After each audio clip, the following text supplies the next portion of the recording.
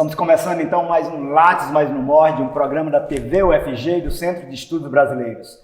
Hoje aqui conosco na bancada do Lattes, o professor Volney Nunes, que já agradeço antecipadamente, que vai conversar, esperamos com uma conversa prazerosa como sempre, com uma arquiteta urbanista e principalmente paisagista que está há certo tempo em Goiânia, mas que já interferiu fortemente na nossa vida. Talvez a gente nem saiba, mas vários dos projetos de praças públicas de Goiânia foram feitos por Yara Hasegawa, que já agradecemos imediatamente a ter aceito o nosso convite. Já vi a Yara conversando, expondo as suas ideias, os seus projetos em outros momentos em Goiânia, e tem muito para nos dizer aqui, nos ajudar a entender a cidade de Goiânia, ou a entender as cidades em geral. E eu começaria, Yara, perguntando um pouco também para os nossos telespectadores saberem quais as praças, os bosques que você já planejou, que você deixou a sua marca e, consequentemente, a marca em nós também, que moramos em Goiânia, que são projetos importantes para a cidade. Eu tenho um carinho muito grande por Goiânia, porque eu estava em São Paulo e quando eu vim morar em Goiânia, eu fui trabalhar na agência do meio ambiente e tive a oportunidade de desenvolver alguns projetos de parques aqui, né? Então, o primeiro projeto que eu fiz foi a reforma do Parque Vaca Brava, e aí depois fui reformando alguns outros parques de relevância aqui em Goiânia, como o Bosques Buritis, o Parque Areião. Eu implantei juntamente com uma equipe aquela vila ambiental dentro do Parque Areião, que funcionava com um programa socioambiental, né, da própria agência do meio ambiente.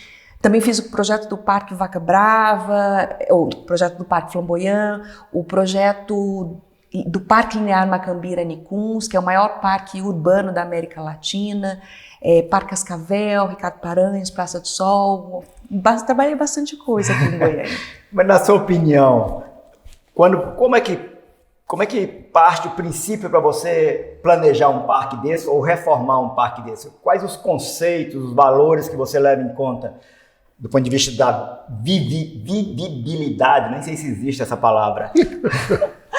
Se não existir, a gente inventa, né? A gente inventa. Aqui nós inventamos muita coisa no Lattes. Bom, essas áreas, além delas terem uma importância ambiental para uma cidade, tem toda uma questão de como as pessoas lidam com a sua cidade, né? São áreas públicas, são áreas visitáveis, são áreas onde as pessoas podem passear gratuitamente, saírem de suas casas para ter um tipo de lazer. Então, parte do princípio da preservação, obviamente, né? Porque é uma área, é uma unidade de conservação, mas especialmente quando é um parque implantado, de como é que a cidade vê esse lugar.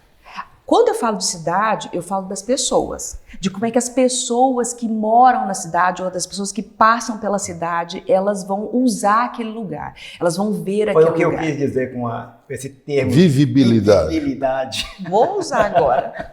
Yara, interessante, você trabalhou em São Paulo, né? E existe uma diferença entre um parque, uma área pública em São Paulo e em Goiânia? Como é que é a expectativa das pessoas? As intervenções são diferentes porque depende muito da questão da legislação. A legislação de Goiânia a legislação ambiental de Goiânia é uma das mais restritivas do país.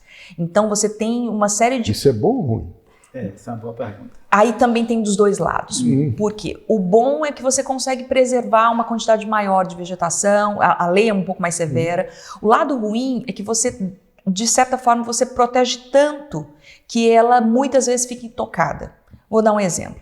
Os córregos de Goiânia. Os córregos, eles têm uma área de APP de preservação permanente que você não pode implantar absolutamente nada. A não ser que seja alguma trilha, alguma coisa voltada. Ao mesmo tempo que você garante que aquela área ali fique protegida, você impede que as pessoas tenham olhos para o rio. Né? Você impede que as pessoas vão até aquele lugar para ter contato com ele. Aí a pergunta, não tem como ser 100% bom ou 100% ruim. Diferentemente de alguns outros países, de alguns outros lugares, que essas áreas de preservação, que aqui são de preservação, elas são acessíveis, tem equipamento, tem algum tipo de edificação, aqui é o contrário, né? Porque ela serve para proteger, né? Então tem esses dois lados, assim, sabe? E aí existe essa questão da legislação de Goiânia, a municipal ser muito mais restritiva do que a estadual, que a federal, e o que vale é a que tem maior restrição. Que é, no caso... É a municipal, no caso é a municipal. Bom, dentro dessa nossa conversa, você vai implantar um parque. Como é que, dentro de Goiânia, nós já conversamos aqui com um colega seu, com o Chibiu, e ele, provocado por mim, disse que a cidade é um caos hoje, que eu concordo plenamente. Como é que um parque, esse oásis, numa cidade, talvez você não concorde, mas caótica como Goiânia hoje? Eu acho, né, Goiânia tem uma série uma cidade em crescimento muito rápido. Então, o ordenamento ficou um pouco desenfreado nesse caso, né?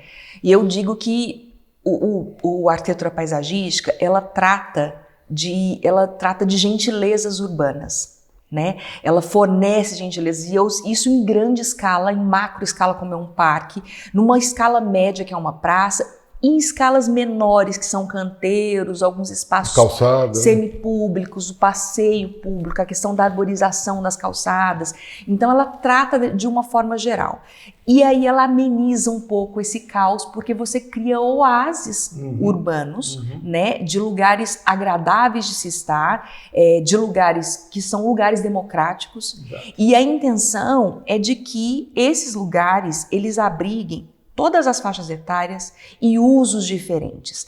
Tá aí o desafio do arquiteto paisagista, de como é que você vai projetar um lugar que ao mesmo tempo ele tem que servir para preservar, mas eu tenho que atender as pessoas que eu não conheço, pessoas que têm hábitos muito diferentes de mim, pessoas que têm vivências diferentes, que gostam de fazer coisas diferentes, que saem de casas para procurar coisas diferentes, né? Aí entra a questão da técnica, aliada com conhecimento de vivência de outras cidades, conhecimento sobre o que aquele bairro fornece para aquelas pessoas. Isso é importante. É muito importante. Por exemplo, um Vaca Brava é muito diferente de um Flamboyant, que é de um Cascavel, de um Cascavel, que é de um Parque Taquaral, lá no Goiânia Viva. Ou do Florata, para dizer aqui. Ou do Florata. Exatamente. Cada lugar, ele tem uma abordagem diferente. Por mais que os itens ali que atendam a essas classes sociais, essas faixas etárias diferentes, esse público muito diferenciado, seja o mesmo, o tratamento é diferente. Porque depende muito de onde ele está inserido. A gente costuma tratar assim, por exemplo, existem os parques da cidade, que é o caso do Parque Flamboyant, por exemplo. Existem os parques de vizinhança, né, que é o Parque Cascavel, e existe o parque do bairro ali, daquele setor. Mas para isso eu preciso ter um entendimento todo da inserção dele na cidade. Nós, como transeuntes, como habitantes, dá para um pouco ver isso. Eu vi fotos hoje por exemplo, do Flamboyant, cercado por prédios. Quer dizer, é uma realidade muito diferente de um Florata. Eu imagino que sejam, de fato, outros tipos de dificuldades ou de facilidades. Sim, porque quando você, por exemplo, a gente foi projetar o Parque Flamboyant, ele não tinha nem aquela via, aquela rua que contorna, não existia ela. Aquilo ali era fechado, existia já a divisão das terras ali, tinha um automóvel clube, tinha no entorno do parque mesmo, tinha um prédio só, um prédio mais baixo, que hoje é um loft, né? E aí precisava. Mas você tinha a visão que no futuro ele estaria circundado por edifícios? Por causa da legislação, do uso do solo ali, a gente sabia que ia crescer, a gente sabia que ia ter sombra, a gente sabia qual seria o impacto daquilo ali. É claro que foi feito um estudo, né, vários estudos. Esse projeto, por exemplo, envolveu mais de 50 profissionais. Então, de um estudo de impacto de vizinhança, de como é que ficaria aquele espaço ali, a gente já previa que teria uma parte sombreada. Hoje a gente tem sol ali das 11 da manhã até umas 3 da tarde. Né? Só isso. Yara, mas isso aí é muito interessante porque parece que o mercado imobiliário e as pessoas que compram apartamentos e moradia, parece que foi eleito em Goiânia como espaço preferencial o entorno desses grandes parques, né?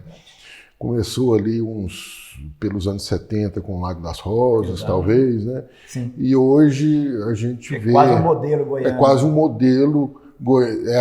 as pessoas brincam que é a praia de Goiânia, né? Então, é garantido de sucesso para o empreendimento imobiliário, ele está vizinho a um grande parque. Vocês previam isso ou isso foi um desdobramento? Foi um desdobramento, Vônei, porque eu vou te falar uma coisa, quem não gostaria de morar próximo à praia? À praia, ou uma área verde, ou uma área agradável de se ver, uma área de um conforto. Quem não gostaria, né?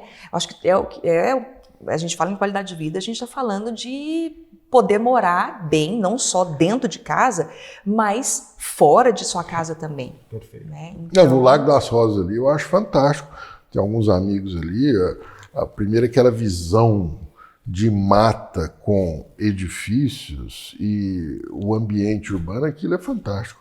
Mas, Yara, você falou uma coisa muito interessante, no macro, parque, praça e calçada. Queria falar de calçada, que acho que é um dos grandes pontos de conflito hoje em Goiânia, mas no próximo bloco.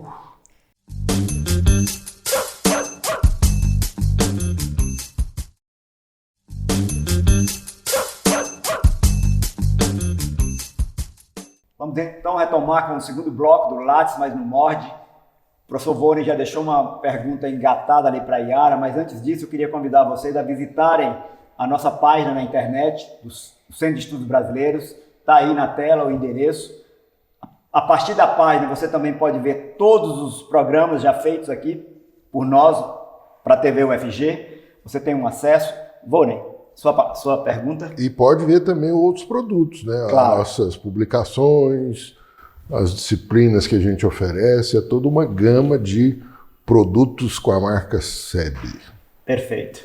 Mas, Yara, você falou uma coisa muito interessante aí, que você trabalhou e trabalha assim no macro, que são os parques, depois desce para a escala das praças e finalmente no micro, que é o passeio público, as calçadas. E parece que aí está assim, a grande zona de conflito, porque o parque é uma área mais ou menos exclusiva para o parque, né? Você faz ali, você tem domínio total. Agora, na calçada, é uma confusão, entra a concessionária de energia elétrica, entra as lixeiras, que em Goiânia é um troço esquisito, né? Aquelas bandejas de lixo. Como é que vocês veem isso, assim, essa região de conflito? E além do mais, desculpa, só complementando, em grande parte as calçadas hoje estão estragadas, destruídas, intransitáveis ou não existem. Existe uma legislação específica para calçada, mas que em dado momento ela tem a parte de aprovação, mas que nem sempre ela é cumprida depois que implantada, né? E a calçada a gente tem muito problema porque existe essa questão da legislação de onde é o acesso livre, onde as pessoas passam, onde é a faixa de serviço e onde é a faixa de acesso para os lotes. Mas depois que ela é aprovada, implantada, muitas vezes, a maioria das vezes ela sofre uma modificação e ela não tem uma uniformidade. Um lote faz de um jeito, o outro faz o outro, então essa conexão... Inclusive do ponto de vista do uso do material. Do uso material. Hoje em dia eles uniformizaram, tem que ser uma calçada lisa, com aquele piso tátil, mas nem o piso tátil da calçada do lado obriga a colar no piso tátil da calçada do vizinho, sabe? E aí uma outra coisa que eu acho que é ainda um pouco mais grave do que isso, são as pessoas, por exemplo, os terrenos que ao invés de utilizar a calçada no mesmo grade da rua, né, ficar reto e aí resolve a questão do desnível, do lote para dentro, não. Ele já começa lá do meio-fio. Então você não consegue ter essa conectividade, porque tem uma rampa, o outro não tem. E nesse caso a legislação não cobre? Então, agora cobre. Agora cobre. Agora cobre. E aí o que eu digo assim, eu não só porque eu sou uma arquiteta paisagista, mas eu sempre gostei de conhecer as cidades onde eu estou a pé, porque tem esse olhar, né? A gente faz muito desenho por cima, à mão. Só que o que a gente usa tá aqui, ó. Em Né? que bairro você mora? Eu Só moro curiosidade. perto do Vaca Brava. Eu sou uma pessoa muito urbana, então eu gosto, por exemplo, Anselmo, de estar na minha casa, ir a pé para o parque, ir a pé para uma praça, ir a pé para o supermercado. Eu gosto de caminhar, né? Farmácia, banco, enfim. É a cidade à medida do homem, da mulher. Exatamente. E aí envolve uma série de situações que a arquitetura paisagística, obviamente, estuda. Tudo que seu olho alcança é tratado na arquitetura paisagística. E a calçada é um lugar onde o pedestre, onde as pessoas conhecem a cidade a pé. Né? Muito diferente de passar de carro, a percepção de quem anda na cidade é muito diferente. Agora, se a calçada não te dá condição de caminhar, mesmo no lugar que tenha muitos atrativos para você ir, ou coisas, serviços, comércio para você fazer, como é que você vivencia a cidade? Né? De uma forma ruim. Sim. Então, essa questão da Se calçada... desviando, caindo, torcendo o pé. Torcendo o pé, eu que sou uma pessoa assim... Para desastrada, falta aí, mas eu sou muito desastrada. Tô vendo se você tá de salto. Dificuldade. Não, mas assim, voltando na... Goiânia é uma cidade de clima mais para quente e com muito sol. Então, a gente imagina que a arborização seria muito importante para tornar mais confortável o ato de caminhar, né? Mas parece que a gente não vê essa preocupação com a arborização urbana. Engraçado, Vânia, porque o nosso olho está tão viciado, as pessoas que moram aqui, que muitas pessoas acham que Goiânia não é arborizada. Goiânia é a cidade que tem maior índice de área verde por habitante. A ONU prevê 12 metros quadrados de área verde por habitante, Goiânia tem 94. Como é que é feita essa conta? Entra o parque... Entra todas as unidades de conservação e praças e áreas de praça também. E é feita a conta assim só da área urbana mesmo, assim, rua? Só da área urbana. Mas tirar o parque, por exemplo, porque o parque é extra. Não, o parque entra também como nessa conta. Pois é, mas existe a conta feita assim só de rua, calçada? Aí eu não sei, mas essa conta é feita com a área de parque mesmo. Isso também deve ser prevendo toda a grande Goiânia. Sim. Mas possivelmente também não é tão bem distribuída. Não é tão bem distribuída. Mas é o que eu digo, assim, eu viajo muito para fazer projetos em outras cidades e aí eu vejo quanto Goiânia é arborizada. A gente chega em cidades que tem uma avenida que não tem uma árvore, a não ser as palmeirinhas do canteiro central da avenida. Belém tem muita árvore. Belém tem muita árvore. Belém tem muita árvore. Né? Então, Goiânia é muito arborizada. Minha cidade no interior de Minas não tem uma árvore no passeio público. Não, tem umas cidades que não tem árvore mesmo. Né? E aí tem a questão da especificidade. Goiânia também é uma das pouquíssimas cidades no Brasil que tem um plano diretor de arborização urbana, né? Em que cria diretrizes para plantio em calçada. Isso é muito importante. A AMA desenvolveu esse plano diretor de arborização urbana, ela é modelo no Brasil todo e é obrigatório você plantar árvore no seu passeio público. Ela diz quais são as melhores espécies para ser plantadas, porque depende de fiação, e os fios de energia? Da raiz, que depois de raiz, se é frutífera ou não, se ela é adequada ao clima da região ou não. Eu moro num prédio na região central de Goiânia. Os fins de semana, sábado e domingo, eu passo invariavelmente ouvindo serra elétrica da concessionária de energia cortando os galhos e mutilando as árvores. É um conflito. Porque a fiação eu até me pergunto se existe esse plano mesmo, se ele está funcionando. A fiação ainda... Aí tem a concessionária de energia, a telefônica, tem uma série de outras interferências. E para plantio, por exemplo, você tem que saber se tem fiação ou não na calçada para escolher o tipo de muda. A gente sabe que o plantio pode ser aprovado lá, mas depois ele envolve uma série de outras questões. A pessoa vai lá e planta o que ela quer. E aí vira um conflito mesmo. Porque é aquilo, a cidade ideal para cada profissional é de um jeito, né? A cidade ideal para o cara que mexe com transporte público é de um jeito. Como é que é a cidade ideal para o arquiteto paisagista? para mim, por exemplo, toda cidade que eu vou, eu tenho um negócio comigo que eu sempre falo com meus amigos. Eu vou visitar qualquer lugar. Eu fico sempre, 100% do meu tempo analisando. Eu moraria aqui? Eu sempre fico pensando. Uma boa pergunta. O que me faz querer voltar a esses lugares? Não só sobre as questões de relação que eu tive com as pessoas lá, mas especialmente o que a cidade me proporcionou. Quando eu falo na cidade, não é só um espetáculo de música, não. São as vivências que eu tive conhecendo a cidade. Né? Além das questões culturais que eu gosto bastante, desses espaços caminháveis, desses espaços visitáveis, ao ar livre, desses espaços públicos, Mas fiquei curioso agora, qual é a grande cidade, então, onde Yara moraria? Eu gosto de muitos lugares, assim. Eu gosto muito do Rio de Janeiro. O Rio de Janeiro tem uma topografia que ajuda demais a cidade a ser agradável. Né? Eu gosto do Leblon.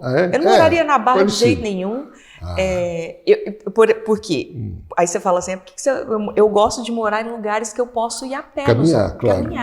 Caminhar à noite. A Barra é a anticidade, né, Yara? Voltando à questão das calçadas, porque me veio uma ideia, uma possível sugestão, se talvez você corrobore. A prefeitura nos obriga a, por exemplo, pagar, eu imagino, pelos pardais que vão nos multar. Então não é que a população é consultada sobre as multas, onde vai ficar isso. Coloca lá, claro que deve ter estudos também para isso. Mas coloca modelos que nós não decidimos e nada mais. Bom, não seria interessante, para resolver a questão das calçadas, que a prefeitura fizesse, seguindo padrões, e depois nos desse a conta? Que aí talvez nós conseguíssemos finalmente colocar os passeios em Goiânia de uma forma que pudesse ser transitado ali e agradável do ponto de vista estético, e pagaríamos como pagamos o IPTU e outras taxas públicas. Sabe que se houvesse mesmo se seguissem a questão da uniformização das calçadas, a prefeitura não teria porque ela não tem nem pessoal, nem maquinário para fazer esse tanto de obra. Mas a prefeitura, a sugestão não é interessante, porque a prefeitura faz a rua, e a prefeitura faz o meio-fio, e ela para na calçada. Sim. Não, mas não é a prefeitura que faz a rua, é o loteador que faz a rua, é o empreendedor que faz a rua. Não, mas na cidade já pronta, Yara. Aí na cidade pronta seria um recapeamento, no caso, assim, né? Uma reforma. 2, 3 anos atrás teve, né? Então, assim, eu acho que era uma ideia mesmo. Vamos já pedir aqui, então, uma sugestão do Lattes. Nós queremos que a prefeitura façam boas calçadas para que seja possível transitar pela cidade. Senhor prefeito, sugestão aqui do programa. Exato. Que a prefeitura assuma não apenas a rua, o recapeamento, mas rua, meio-fio, calçada, até o limite da propriedade privada, exatamente, que é atestada do terreno. Falei certo? Certo. E depois, a cidade, os cidadãos... A gente racha a conta. A gente racha a conta. Assim como a gente racha a conta do asfalto. Exatamente. Marcel, mas vamos deixar para o próximo bloco que temos que fazer um intervalo. Tá bom, então. Combinado.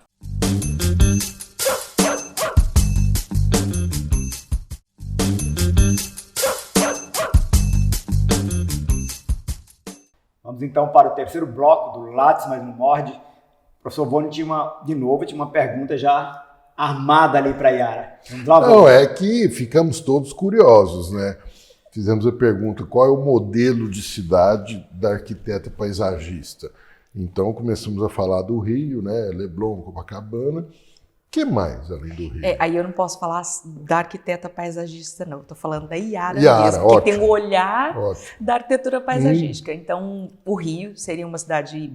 Barcelona, muito... que também tem todas as características de ter, sim, muita área verde, ter as questões culturais, os passeios muito bem tratados. Obviamente que eu tenho um carinho muito grande por São Paulo, eu não posso negar, né? E Amsterdã também é uma cidade que tem um olhar, que eu tenho um olhar diferenciado para ela, e Paris, que também... Me parece que, não sei se é uma coincidência, você já tinha dito do seu prazer de caminhar. todas as cidades são muito caminháveis. Exatamente. E olha só, É uma maravilha você andar em Amsterdã, mesmo a pé, porque as pessoas andam de bicicleta e é um perigo a bicicleta em Amsterdã. É um perigo. Eu quase fui atropelado, mas mesmo a pé É porque é uma outra vivência, né? Você vivencia a cidade de qual forma, né? Você caminhando, eu acho que é a forma mais que você conhece mais a fundo a cidade mesmo. É por meio de transporte de uma bicicleta, que tem uma outra velocidade, e aí de carro ou um transporte público, né? Qualquer. É uma outra velocidade. Barco também. Mas olha só, das 5 cidades que Yara listou aqui, só 2 brasileiras. Sim. São Paulo, que é a do coração dela. E o Rio, que aí de fato Rio. sim, né? Que é uma cidade na acepção literal da palavra. Yara, e aí eu não posso deixar de pensar também, a gente falou do passeio, arborização, fiação e tal. E aí aqui em Goiânia a gente tem essa mania de, não, o terreno começa aqui, mas tem que deixar essa área tampão, que é o famoso recuo frontal. E aí ele acaba, antigamente era usado como jardim, né, para fins paisagísticos e higienistas. Hoje ele é usado um calçadão que vira estacionamento de automóvel. Pois é, que é triste. Eu acho que recuo frontal é importante para uma cidade, porque você dá perspectiva, você abre a perspectiva de uma rua, de uma avenida, não fica confinado só com muro, com prédio, com casa, enfim, você abre a perspectiva. Ao mesmo tempo, quando abre essa possibilidade de você ter um estacionamento em frente, ele atrapalha o pedestre. O Leblon não tem recuo frontal. Tem recuo frontal, mas é um bairro tão antigo, né, o Volney? Aquelas ruas que são mais... E tem todo um charme, vegetação alta, enfim... E aí, você falando da questão prédios de baixo, 5, 6 pavimentos. Uma altura mais baixa. O Adam quer fazer uma pergunta. Adam, por favor. E depois eu também quero fazer uma pergunta nesse assunto também. Professor Yara, falando um pouco sobre estética, paisagens, flores, qual o seu tom, a sua impressão traseira de São Paulo, as suas vivências para Goiânia? O que Goiânia tem, os seus parques contêm, que é específico da pessoa Yara, paulista e Goiás? Você sabe que eu sou goiana, Ada? Eu sou goiana, eu sou goianiense, nascida aqui. E aí fui para São Paulo estudar escola, né? E aí depois faculdade, depois voltei. Mas sou goianiense. Olha só. E é uma pergunta que nunca me fizeram. O que que eu... Eu achava que você era de São Paulo. Não, eu passei... Parte da vida. Parte da vida lá. E aí o que eu digo, assim, pelo fato dessa questão de eu ter essa ligação de conhecer a cidade a pé, eu acho que o lugar onde eu morava, em São Paulo, me possibilitou conhecer uma São Paulo que muitas pessoas só conhecem a trabalho ali. Então, é vivenciar essa coisa para ir para a escola a pé. Eu ia para a escola a pé. Eu ia para o MASP a pé. Eu visitava o Parque Ibirapuera a pé. Então, essa questão da percepção da cidade que eu tive, dessa vivência que eu tive, que nunca tinha me feito é interessante, que eu nunca parei para pensar nisso, foi que me trouxe para os meus projetos aqui. Eu acho que foi isso mesmo, dessa questão de eu querer também que as pessoas tenham essa vivência com a sua cidade. Você não acha que isso me intriga bastante, porque o Goiânia tem uma camada, uma burguesia muito rica, que viaja para fora e adora as cidades que você citou, aquelas de países estrangeiros. Todo mundo que vai tem uma experiência muito boa, mas parece que não tem, me parece, já fiz essa pergunta, me questiono muito, que não tem esse olhar para Goiânia. Talvez não fosse, estou pensando nisso agora também, porque as pessoas andam pouco a pé em Goiânia, porque em Goiânia nós estamos no automóvel o tempo todo. Muito automóvel, inclusive. As cidades estão sendo desenhadas para o automóvel, que é muito ruim, né? O Goiânia está um caos hoje de trânsito, um caos. E eu sempre digo que está crescendo muito rápido, né? As pessoas estão adquirindo automóveis de uma certa forma também muito grande, mas enquanto não houver mesmo, de fato, isso não é balela, resolvida a questão do transporte público, esse caos vai continuar. Perfeito. Porque não adianta fazer mais... Que em Goiânia é muito ruim, né? Mais rua, não adianta fazer mais... Vai continuar o caos, entendeu? Eu morava em São Paulo, eu andava de metrô, a pé, ônibus, enfim, e não tinha carro lá. E aí, chega aqui em Goiânia, eu moro muito perto do meu trabalho, Mas tem que ter carro. Mas tem que ter carro. Precisa ter carro. Ainda tem uma outra questão também do clima, né? A maior parte do tempo, Goiânia é muito quente. Muito quente. Então, se eu resolvo caminhar 4 quadras, eu chego derretendo o lugar. É o meu caso aqui, eu tenho bicicleta e eu moro aqui na região do Campos, aqui perto no Samambaia, que aqui também se chama Samambaia por conta do córrego. E para mim é impossível, eu gostaria muito de ir para o trabalho, aqui no Parque Tecnológico Samambaia, de bicicleta, mas eu chegaria lá suado. Já fiz o trajeto de bicicleta, mas é impossível ir trabalhar. Não tem um chuveiro lá, não? Por enquanto não. Também, olha que hoje nós vamos deixar muitas reivindicações aqui do nosso programa. E eu falo também para passear, né? Porque, por exemplo, eu fico pensando assim, nossa, se eu quisesse dar uma volta na cidade, né? Ir para alguns lugares, caminhar nessas calçadas, olhar como é que tá a rua, como é que estão esses espaços, além das calçadas estarem muito ruins, com exceção o único lugar que você tem o grade 100% retinho é no centro, mas que tem pouco atrativo, né? Para uma pessoa que quer passear na cidade. Exato. Então, ainda assim tem essa questão também da calçada ser tratada de forma ruim, das cidades não estarem sendo feitas para pedestres e sim para automóveis, Exato. né? E aí chega nesse conflito. Por isso que quando a gente fala assim que a gente trata dessas gentilezas urbanas que o Jaime Lerner falava, que são esses pequenos oásis, você permite que a gente tenha essa sensação que eu tenho nas outras cidades, né? De poder ir a algum lugar próximo à minha casa a pé, que seja para lazer. Que seja para eu fazer uma caminhada, ou eu tomar uma água de coco, ou para passear com um cachorro, com uma criança, ou para fazer um lanche ali. Então, eu fora da minha casa, né? Mas que eu possa acessar esse espaço a pé. E qualquer hora, aí que é importante, né? Eu morava numa região que hoje não é mais tão segura, mas morava na região da Paulista, que eu poderia sair 3 horas da manhã para fazer alguma coisa, para ir no supermercado, para ir numa academia, tem exposição, fui na exposição do David Bowie em 4 horas da manhã. De madrugada. Você não dorme, não, Iara? Né? Eu sei que nessa exposição, inclusive, a fila estava tão gigante que eu falei, eu vou de madrugada, porque não vai ter ninguém. Fio. Quando eu cheguei lá, o pessoal, eu falei, esse povo não dorme, não? Foi essa pergunta que eu tive. A exposição dando volta. Mas Iara, você, nos projetos que você já desenvolveu em Goiânia, dá para ver pelas suas realizações que você trabalhou com o ente público e também com o privado. Como é que é esse diálogo?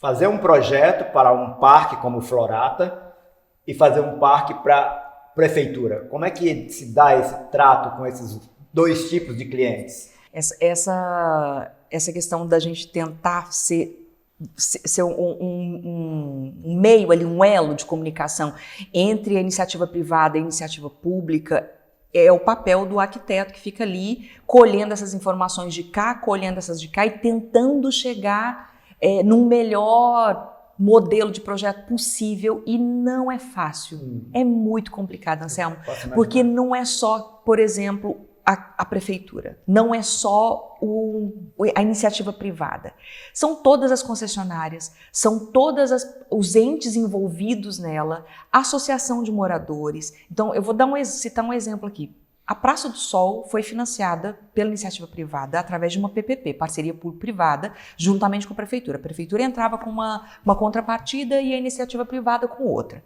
Só que, além desses itens, entraram todas as outras intervenções, os entes, né, os atores sociais, o comércio, os feirantes, associação de moradores, associação de comércio do setor oeste, a Enel.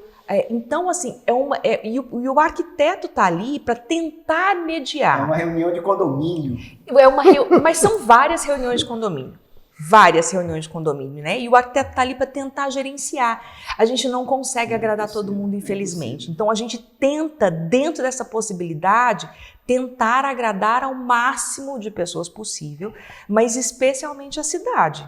Mas quem vai dar uma última palavra? Vai ser o ente público, no caso, se for um projeto público, ou o arquiteto consegue um pouco dirigir aquela... Ele tem que conseguir. Ele tem que Se ele não conseguir, Yara, ele é engolido.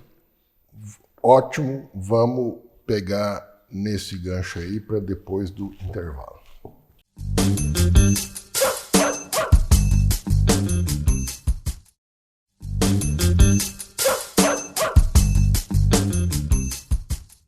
Vamos então para o quarto bloco do Lattes, mas não morde, um programa da TV UFG e do Centro de Estudos Brasileiros. A conversa está muito interessante para nós, espero que para vocês também.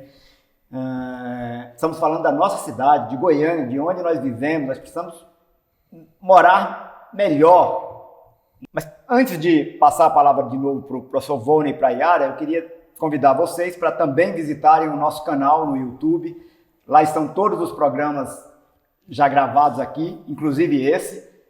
Visite o canal, se inscreva, aumente a nossa audiência. Nós precisamos de condições de trabalho. Estava reclamando aqui das nossas condições de trabalho. Hoje é um dia de reclamação, me parece. Não foi combinado, não, mas é o espírito do programa de hoje. Volney, você queria falar sobre formação? Pois é, no início aqui, Anselmo, a gente foi apresentar nossa amiga Yara e falamos a arquiteta e urbanista e paisagista. Assim, parece muita coisa, né? Como é que é essa formação? Você entrou numa escola de arquitetura e aí você se formou com esse título de arquiteto e urbanista. E o paisagismo? Todo mundo que se forma em arquitetura sai arquiteto e urbanista, né? Mas quase ninguém trabalha com urbanismo. Né? Quase ninguém trabalha com urbanismo. Isso é uma outra discussão, isso, é muito interessante. E eu vejo muito também a forma com que essa disciplina dentro da universidade é dada, sabe? Eu estudei numa universidade lá em São Paulo chamada Morumbi, que tinha como disciplina que fosse obrigatória, né? O paisagismo, a arquitetura paisagista. Por quê? Porque você trata a arquitetura em si das edificações, você trata a questão do urbanismo, né, que é a questão do sistema viário, das conexões da cidade, tudo entre o edifício e o sistema viário, tudo que seu olho alcança é arquitetura paisagística. Então era uma disciplina obrigatória. A gente trabalhou as três.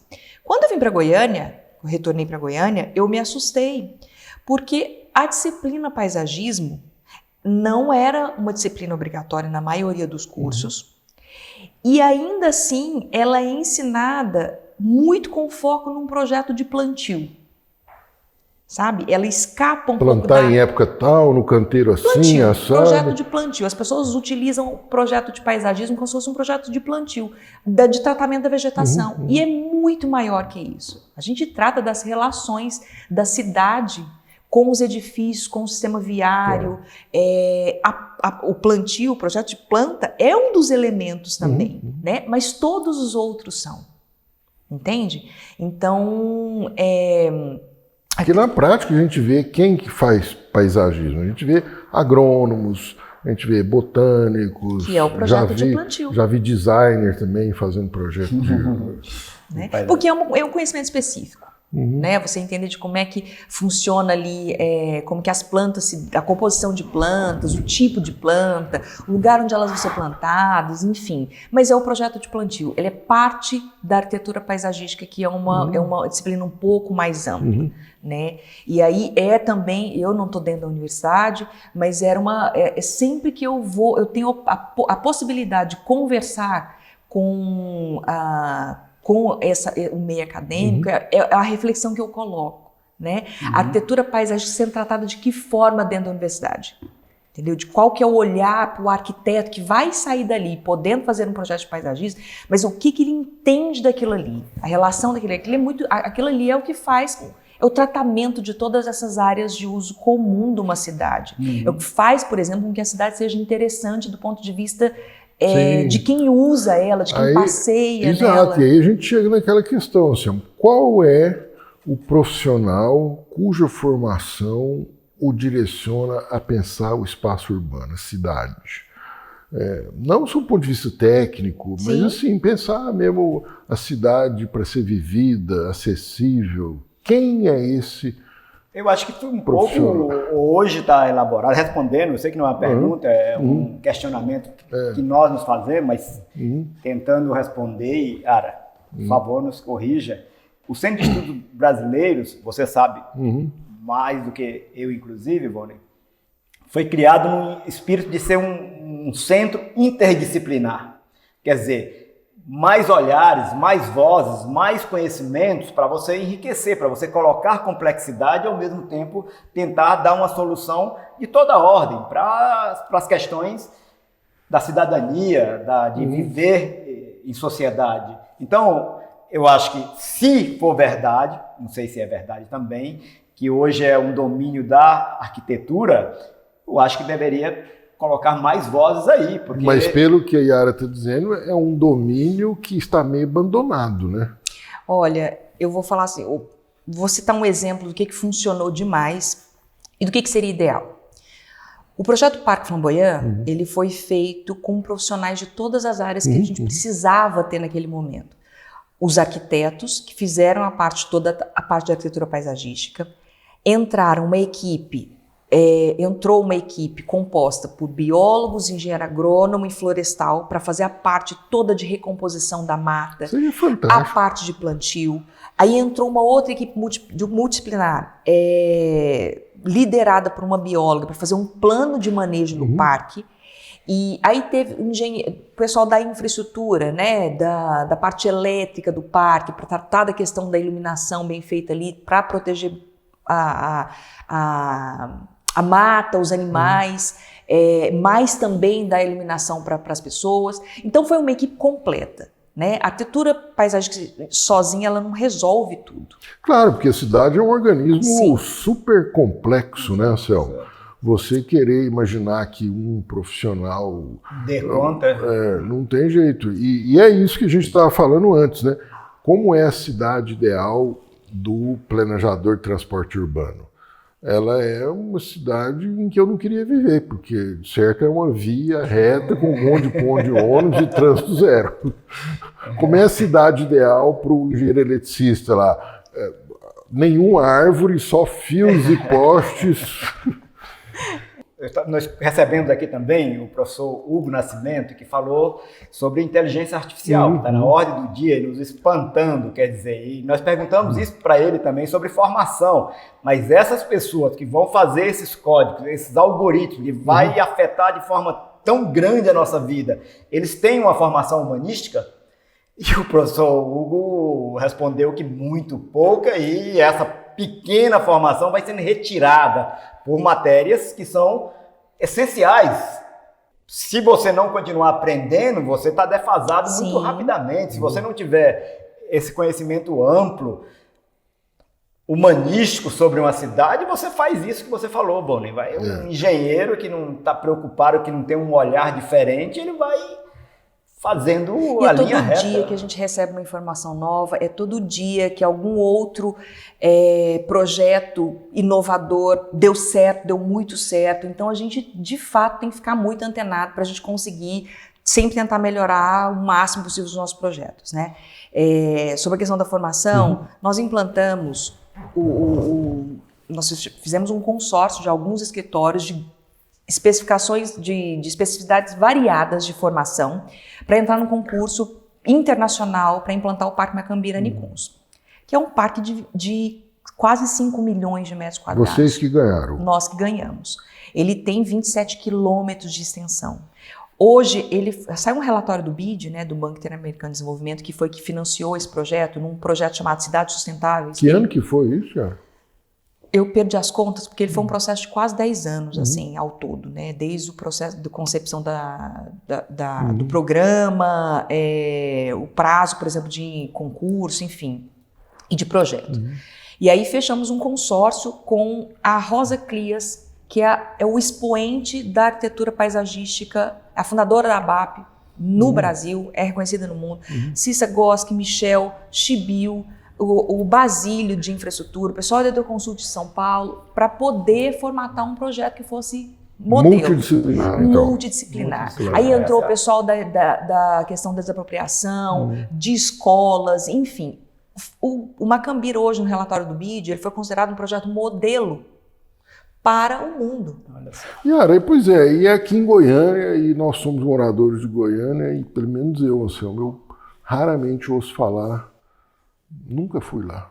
Eu também não. Eu gostaria muito de ir. Nos convide, Yara. Eu gostaria muito de ir. O projeto Mas não por está quê? 100% não. Por que a gente não tem essa Eu acho que percepção? porque ele não foi terminado, inclusive. Não é isso, Yara? Eles são 11 setores, ele foi implantado 4 setores, se não me engano, alguns, né? Menos da metade, então. Menos da metade. Então, eu faço um convite para todo mundo, vá conhecer o Parque Macambira Nicuns. E Nós onde? queremos ir com você, Yara. se ele Você tem- nos dizendo. Se ele tem 20 e tantos Estamos aqui quilômetros, conquistando Ele ingresso. começou lá na cabeceira do Macambira, ali na divisa com a Aparecida de Goiânia. Você projetou alguns parques em Goiânia e nós vamos a São Paulo e vemos aquelas praças cercadas com aquelas cercas. E eu vi também numa outra fala sua, você dizendo que num parque, essa coisa do parque ser aberto, isso dá mais segurança. Como é que você confronta essas duas situações? A segurança é vinda de vários outros fatores, né? Ela é vinda de vários outros fatores sociais, enfim. O que eu sempre falo?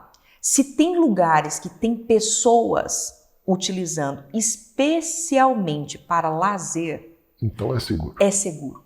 Aí tem um outro dado que é mais importante ainda. Se você vir nesses lugares que tem mulheres E com crianças. crianças, você tem a certeza de que esse lugar É é mais muito seguro seguro. ainda, né? Como é que você atrai essas pessoas? Fazendo que as pessoas se sintam bem ali, entendeu? Mas para isso você tem que ter uma série de condicionantes, né? O lugar tem que ser sensivelmente desenhado, ele tem que ser muito iluminado, ele tem que fazer com que as pessoas tenham vontade de ficar lá. Quanto mais gente tiver, mais seguro é o lugar, né? Aí, claro, que tem uma série de outras, a tecnologia utilizada a favor, tem a questão do policiamento, mas se esses lugares são utilizados, as pessoas estão ali passeando, circulando, e se sentindo bem, o lugar se torna mais seguro. Quando eu faço um projeto de uma praça ou de um parque, eu tenho que pensar na maior gama de nichos Pontos possíveis. de parada ali dentro. Pontos de paradas, pessoas de idades diferentes, usos diferentes. Eu tenho que tentar fazer com que vá gente de manhã, de tarde, à noite, sábado, domingo,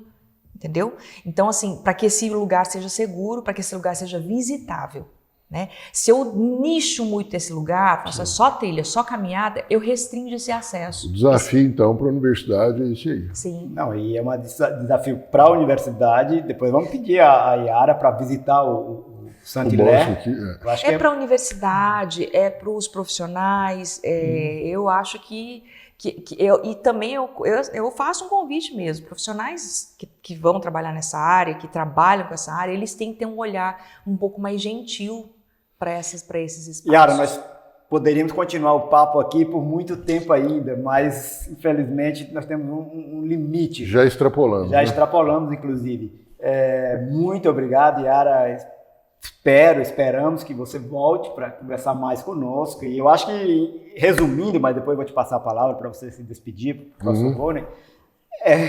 Nós temos que criar as condições para vivermos bem. Eu acho que esse é o grande desafio, quer dizer, cada vez mais levar esse tipo de conversa, de ideias para a população de um modo geral. Muito obrigado, Yara. Eu que agradeço demais o convite. Eu também faço um convite às pessoas para refletirem. Só tem como a gente querer alguma coisa se a gente conhecer essa coisa. E aí eu não digo só de conhecer fisicamente, não. Né? Se a gente tem um modelo de cidade que nós gostaríamos, o que nós gostaríamos de ver em outros lugares, por que não exigir que a nossa cidade tenha também? Né? Então, isso vale para não só para os profissionais, mas para a população mesmo, né? O que nós queremos da nossa cidade. E muito obrigada pelo convite. Valeu, muito obrigado. Obrigado, gente, foi ótimo. Até a próxima.